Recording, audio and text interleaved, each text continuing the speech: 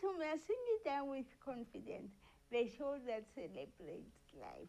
Today we're talking about dyslexia, a learning disability that most communities and even the education system that doesn't understand.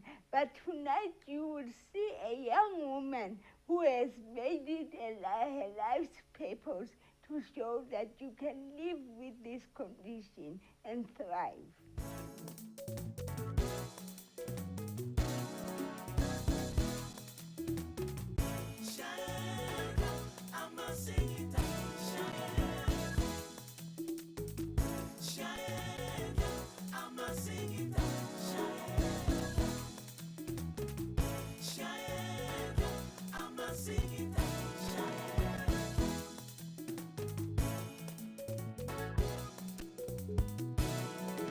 Welcome to Masingita with Confidence, the show that celebrates life.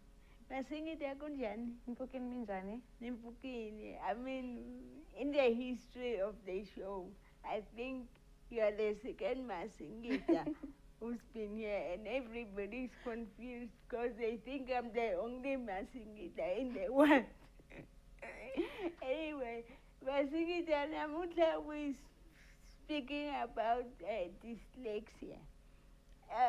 Can you explain to us what dyslexia is? Okay, starting with the name Masingita, Yeah. with a lot of people, yes, I get that a lot. People would ask me, what does Masingita mean? Am I related to you? Yeah, and like all those really. kind of questions. And I usually tell them Masingita is like any other very name. Common. Very common name with our culture. And besides being a common name, it is a name that means miracles. And it means that God, when He created us, He decided that we will be separated and we'll be different from everyone else. Yeah. Coming back to dyslexia, dyslexia is a learning disability that we are born with.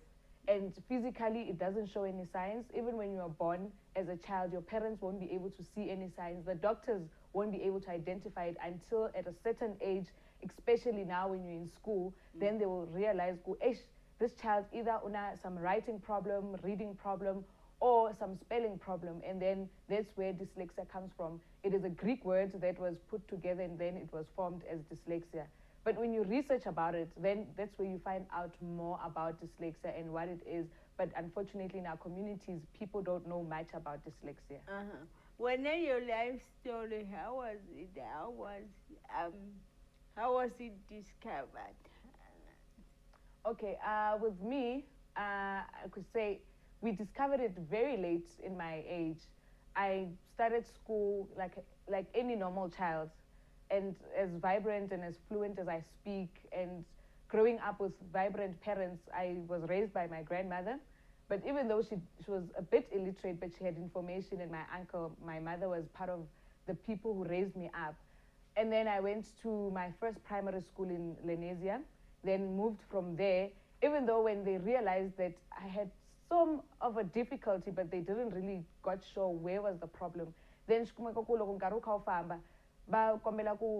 my parents should have a meeting with the teachers to take me back to grade R because they sort of noticed there was a problem, but they were not really sure where was the problem. Then I passed from grade R, then I went and then I changed schools. When I changed from Greyville Primary School, coming back to Hitekani Primary School that is situated in Shawela, then that's where most of my teachers realized, actually, una problem, couldn't be able to put the dots and connect it to what really was the problem. Yeah. Until I was in grade 6. That's where I remember quite well when now my teachers started saying to me, they think I've got a problem, but they're not really sure. But ever since, with me, everything was normal. I was playing like any other child, and I went to school like any other child. And to say I was very smart, maybe I was intelligent more than most of the people in class. Yeah. I would recite books that we would do in class. I would recite most of the books that were read in class 3-5 months back, and I'd still be able to remember at the end of the term. I never failed a grade until I passed my grade 7, got an award, went to high school. When I was in grade 8, still the problem was not really open. But now when I was in grade 10, one of my teachers, my technology teacher, I sit in front because I can't see very well. Okay. So look, on classini now, the teacher is asking questions on a Monday morning, what did we do on Friday? And I'm the only person who's answering, and the teacher's on some, okay, where's everyone else? Because Masingita is the only person who remembers what we did. Yeah. And then she asks for my book. Now the problem starts. I have to give her my book. I start crying. And then the teacher is on some, okay, why are you crying? But she goes to my book, she reads. What I'm saying is not really what I've written. Yes. And now she's, okay. She calls me to the front to understand, Masingita, what is, because I cannot connect what you're telling me and what you've written in your book. Then one of my classmates who I've studied with from primary came and explained to the teacher, no, Masingita has a problem, but we don't really know what's the problem. From primary, she wasn't able to write things that made sense for everyone else, but she can read her own writing. And for everyone else, it has always been Chinese. But my teachers never made me feel different. They just made me feel special at that time. And then they decided to speak to my English teachers. I did my exams orally from that time going onwards. Then they realized, okay, if Masingita can perform so great with the oral exams, but it means now the problem is translating what she's thinking to writing to make sense. Then with time, until I made my matric, then I wrote my exams orally from then. So your problem is writing? No. Okay. I always thought my problem was writing. Okay. My problem is spelling. Oh, spelling. Yes. Oh, okay. So you can write the things, but you cannot spell them. How do you spell them backwards, or how do you spell? For someone else, they say it's Chinese, but I think it is normal. Because for you, you can write woman as WONEN, and I write woman because I would always remember it starts with a W. Okay. But in between the W and the M, I don't know what is it there. So that's how I write it. Okay, all right. Let's take a break. We'll continue when we come back.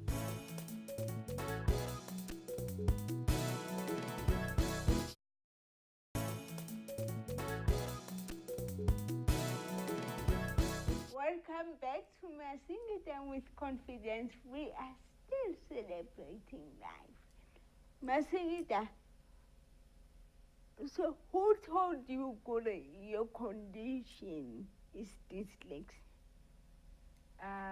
Until I went to the psychologist, then I was referred to the OT specialist. But after, when I had completed my matric, trying to commit suicide and all that drama, that's when I discovered this was called dyslexia.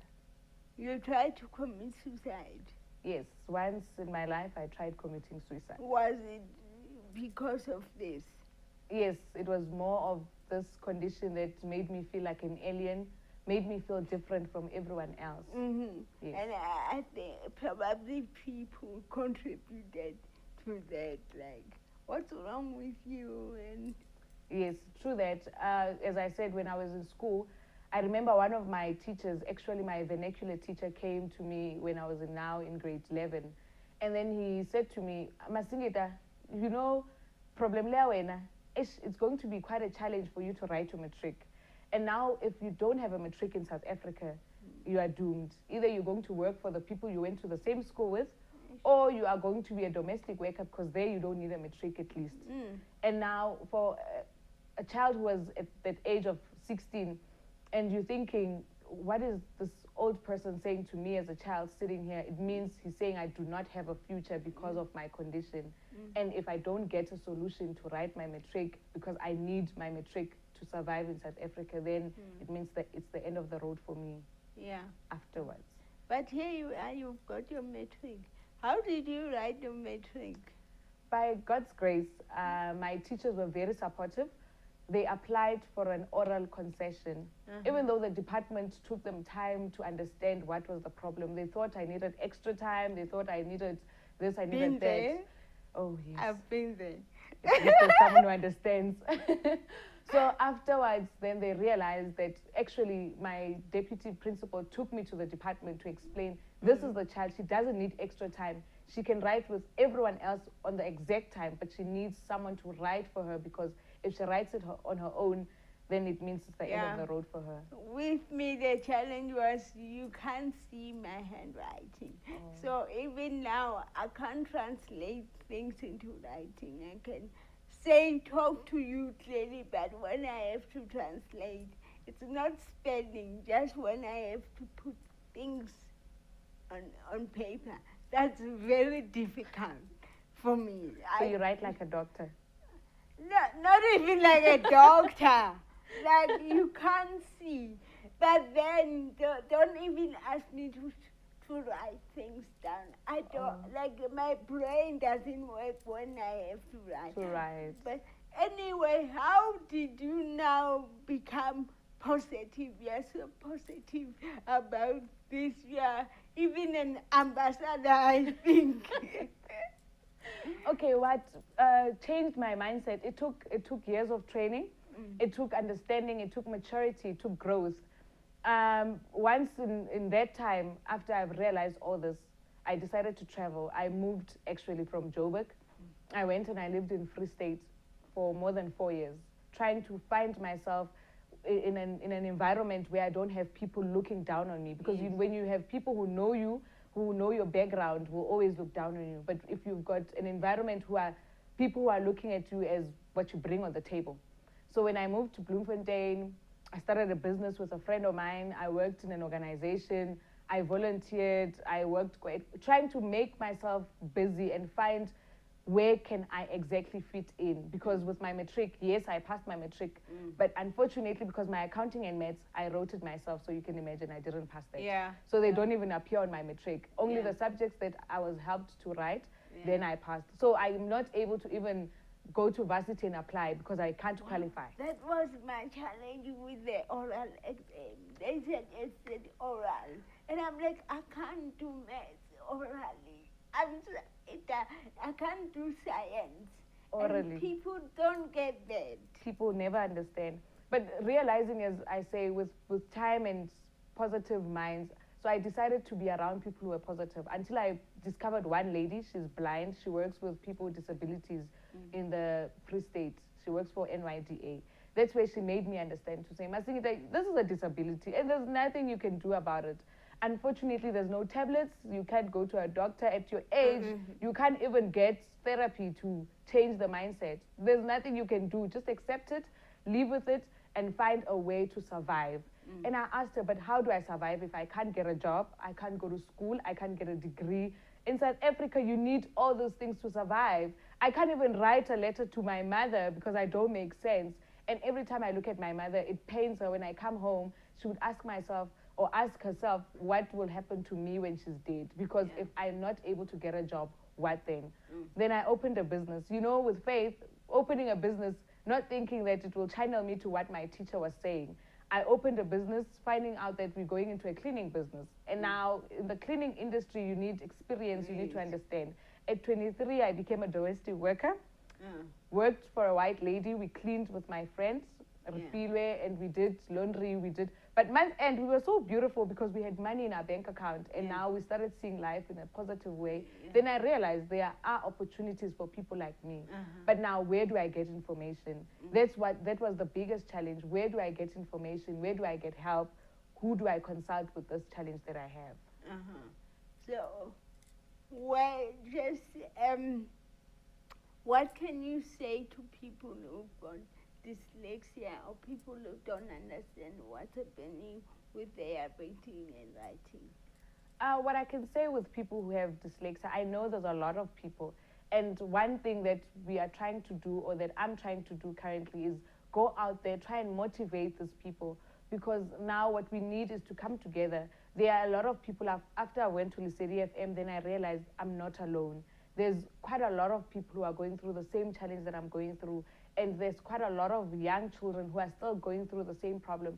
But unfortunately, with our government and with the way we live in our communities, we are sidelined.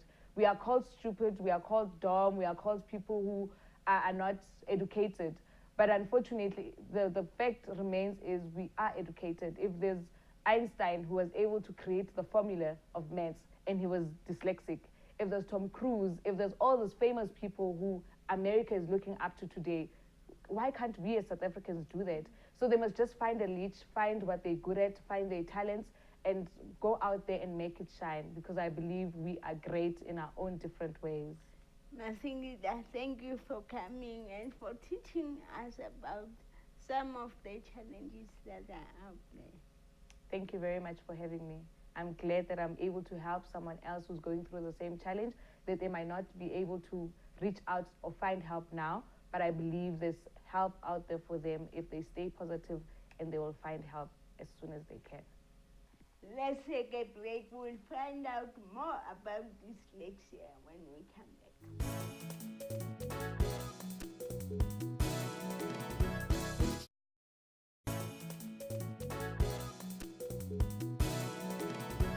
Welcome back. We're still celebrating life here on Masingita with confidence.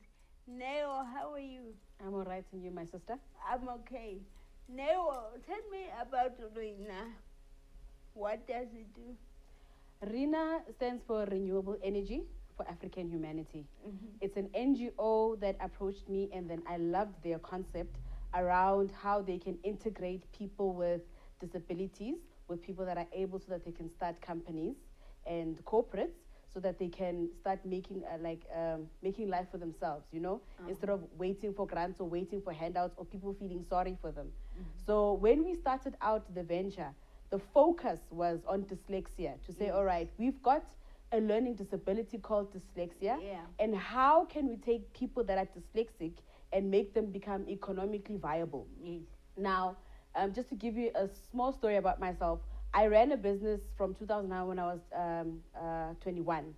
And my accountant actually told me one of these days, she was like, you know what? She came laughing at the office, and she was like, hey, you're dyslexic.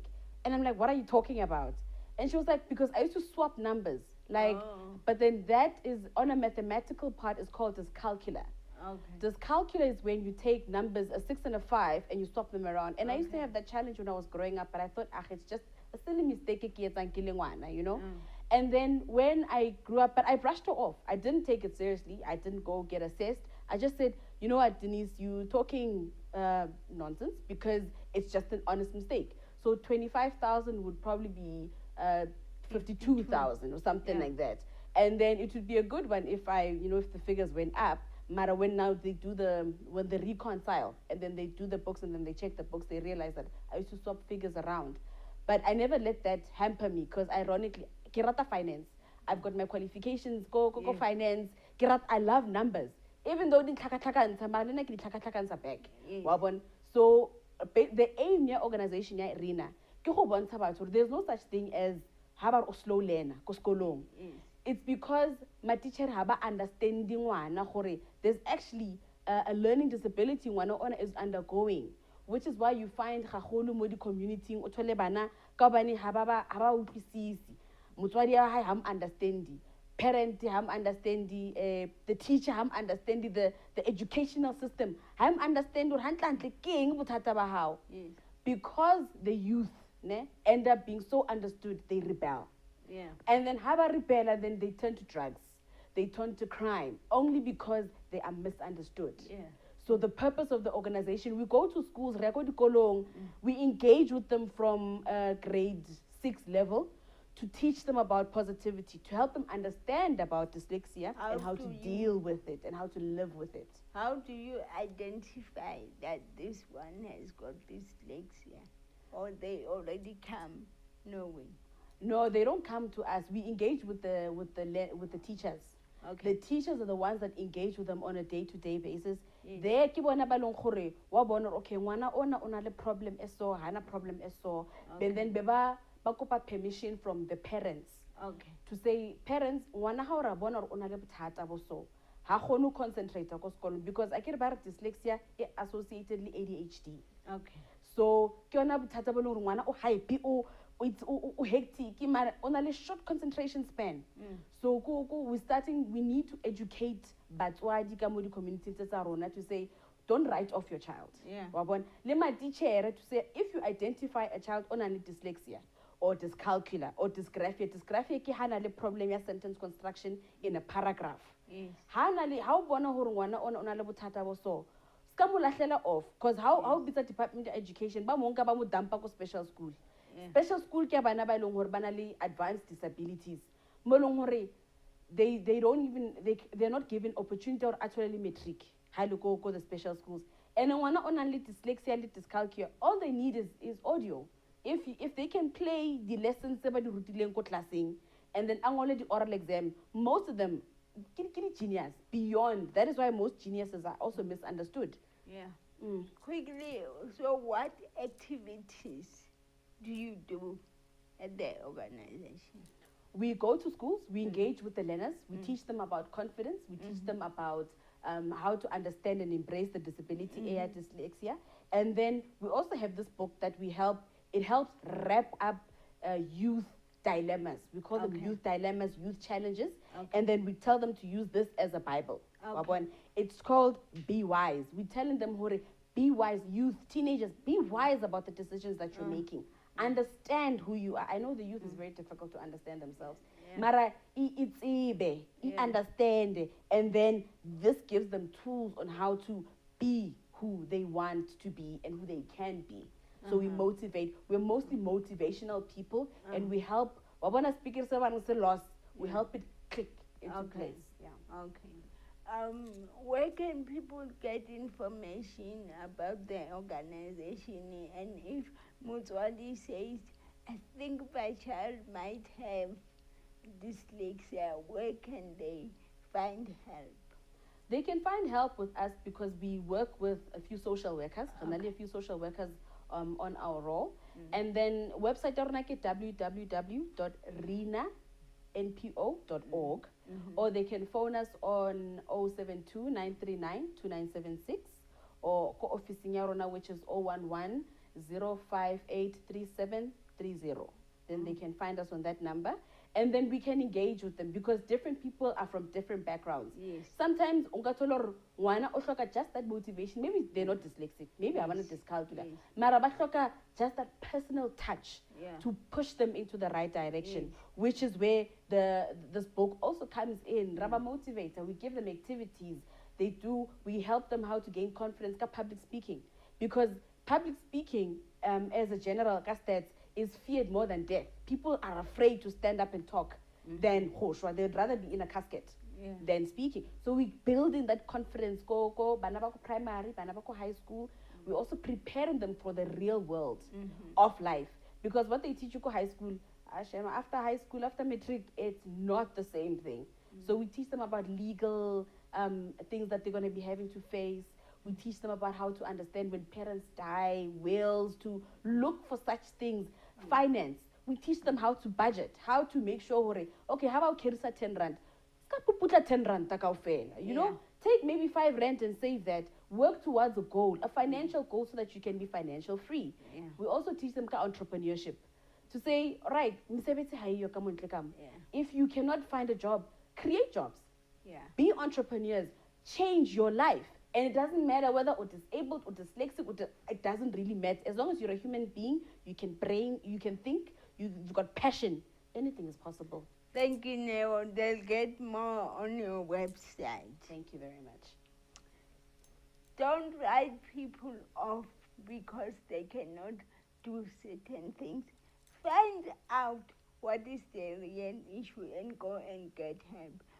Good night and may God bless you. You can get in touch with us on our social media platforms.